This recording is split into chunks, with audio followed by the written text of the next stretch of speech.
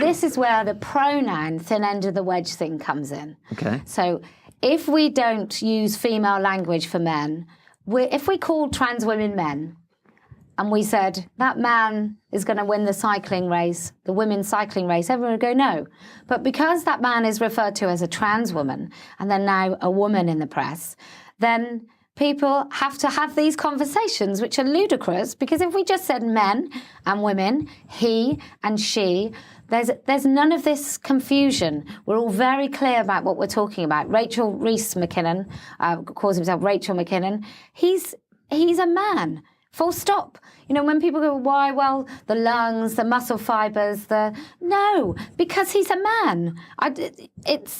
We sort of get into these cul-de-sacs of, like, you've used the instance, and I think India was the one that introduced you to the idea that happens in utero, this sort of mix-up of whatever it is, hormones or hormone washes, I think he said it was. Absolute nonsense. But that's because we are trying to explain things that are so nonsensical, and then we're trying to put sort of intelligent hats on and explain why it's true, why it's not true. They're just men.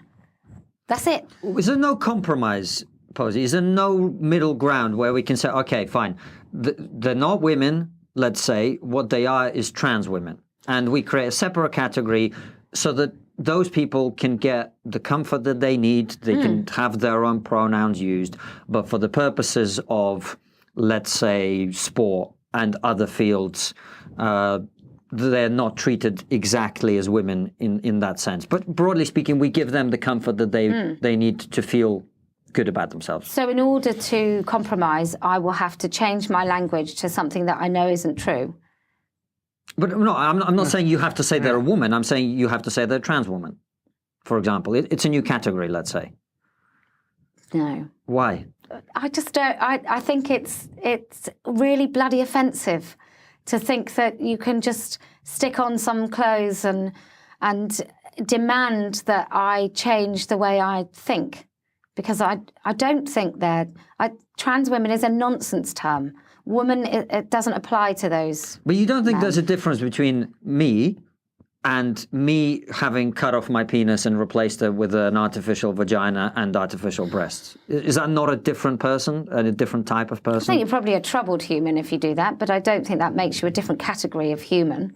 No. And what a lot of women, in particular women that I know who are very close to me, get incensed and enraged by the term cis woman.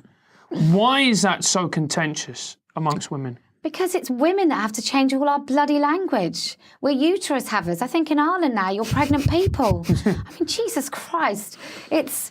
I'm a woman. That should be enough, right? But it's not enough anymore because we have trans women. And so now apparently we have to have a prefix. This is why all the little tiny kind of placating language, right? All the things that are supposed to be nice and polite and kind, why they're so fucking dangerous. Because it means trans women, and I think the Green Party called us called women like me non-trans women. I mean, fuck off. No.